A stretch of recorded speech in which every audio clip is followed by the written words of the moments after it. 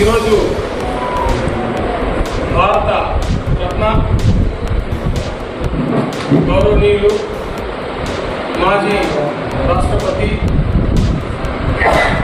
Doctor APJ Abdul Kalam గారి 9వ వర్ధంతి సందర్భంగా భారతీయ జనతా పార్టీ కేంద్ర ఆదేశాల మేరకు రాష్ట్ర మైనార్టీ మోర్చా అధ్యక్షుడు బాజీ గారి ఆధ్వర్యంలో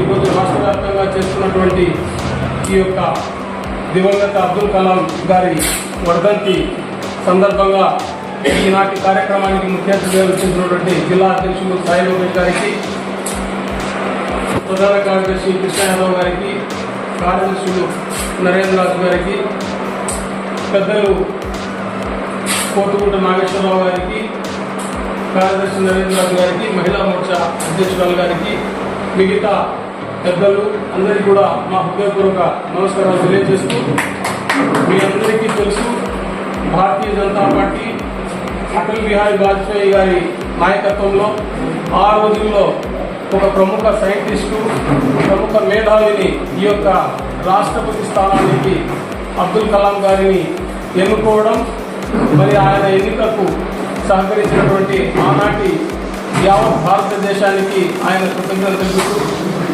ఒక మిసైల్ లాగా ఆయన 6 సంవత్సరాల రాష్ట్రపతి పదవీ కాలాన్ని పూర్తి చేశారో మనందరికీ తెలుసు. భావి తరాలు ఎప్పుడు కూడా ఆయన బాటలో నడవాలని చెప్పి ఆయన చెప్పినటువంటి మాటలను మనమందరం కూడా యువతకు ప్రతి సందర్భంలో తెలియజేయాలని చెప్పి తెలియజేస్తూ, మరి ఈ కార్యక్రమానికి చేసినటువంటి మీ అందరికీ హృదయపూర్వక నమస్కారాలు తెలియజేస్తూ, మొట్టమొదటగా జిల్లా నరేంద్ర రాజు గారిని 2 నిమిషాలు మాట్లాడవలసిందిగా కోరుతున్నాను.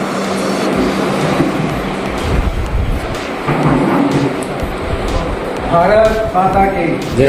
భారత్ మాతా కి జై.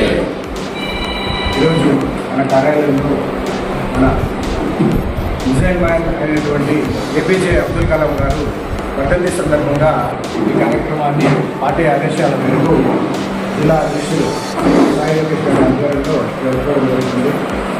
ముందుకు చేసినటువంటి ప్రతి కార్యకర్తకు పేరు పేరు ధన్యవాదాలు జరుపుకుంటున్నాను. ఈరోజు మనము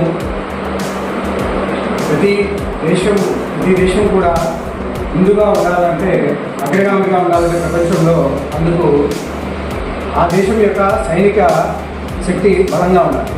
అందుకు కృషి చేసినటువంటి మొదటి వ్యక్తి మన మిసైల్ మ్యాన్ అబ్దుల్ కలాం గారు. ఎందుకంటే అప్పటి వరకు మనకు ప్రపంచ దేశాలతో అణుశక్తి ఉన్న వేరే దేశాలకు ఉంటే మనకు లేకుండా పోయింది.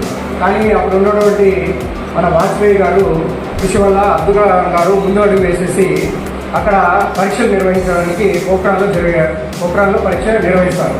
అందుకు మిగతా పార్టీలు సహకరించకపోయినా కూడా ఎంతో చాకచక్యంగా అబ్దుల్ కలాం గారు, వాజ్పేయి గారు ముందు ఉండి ఆ పరీక్షలను నిర్విఘ్నంగా కొనసాగించి ప్రపంచ దేశాలు కూడా నిర్భయపోయేటటువంటి చేసినటువంటి శాస్త్రవేత్త మన అబ్దుల్ కలాం గారు.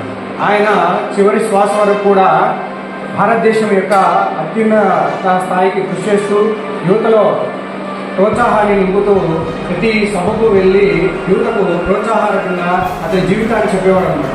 అతి సాధారణ కుటుంబం నుంచి వచ్చినటువంటి అబ్దుల్ కలాం గారు నిజంగా మన దేశానికి ఎంతో సేవ చేశారు.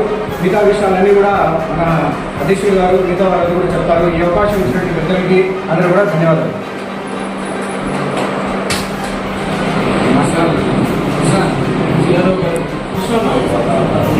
ఇప్పుడు ముఖ్య అతిథి ఈ కార్యక్రమానికి సంబంధించి జిల్లా భారతీయ జనతా పార్టీ అధ్యక్షుడు సాయి లోకేష్ గారిని మాట్లాడుతున్నారు. అందరికీ నమస్కారం.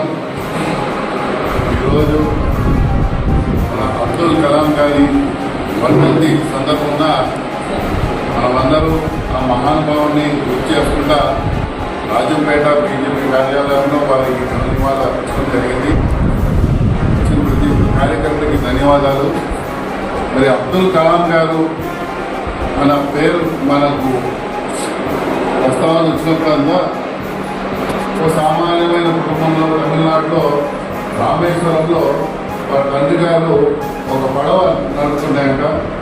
అటువంటి మనిషి చిన్న వయసులోనే కళలు కని ఆయన కష్టంతో తెలివితేటలతో కృషితో ఆయన ఆ వైజ్ఞానాన్ని ఆ తెలివితేటల్ని సంపాదిస్తూ దేశంలో డిఫెన్స్ ల్యాబ్స్ కానివ్వండి, హెచ్ఏఎల్ కానివ్వండి, మన దేశానికి నేషనల్ సైంటిఫిక్ అడ్వైజర్ కానివ్వండి, అదేవిధంగా ప్రథమ పౌరుడై రాష్ట్రపతిగా వెళ్ళటం అనేది నాకు తెలిసి ప్రపంచం అంతట్లో కూడా ఇది కేవలం భారతదేశంలోనే సాధ్యం. మరి అందరూ అంటుంటారు భారతీయ జనతా పార్టీ సిద్ధాంతపరమైన పార్టీ, సిద్ధాంతాలు పాటించే పార్టీ. మరి ఈ సిద్ధాంతాలు ఏవి అన్నది అవి కూడా మనం అందరూ ఒకసారి మనం గుర్తు చేసుకోవాల్సిన అవసరం. సిద్ధాంతాలు దేనికి? ఒక సామాన్యుడు ఆయన ప్రతిభతో ఆయన కష్టంతో ఎప్పుడైతే ఆయన ఎక్కడో మారుమూల ప్రాంతంలో అయిన రామేశ్వరంలో తమిళనాడులో దక్షిణ భారతదేశంలో ఆ గ్రామంలో ఆయన రంగంలో ఆయన రాణిస్తే ఆయన ప్రతిభను గుర్తించి ఆయన కాంట్రిబ్యూషన్ ఏదైతుందో దాన్ని గుర్తించి భారతదేశంలో అత్యున్నతమైన స్థానంలో ఆయన కూర్చోబెట్టిందంటే అది భారతీయ జనతా పార్టీ.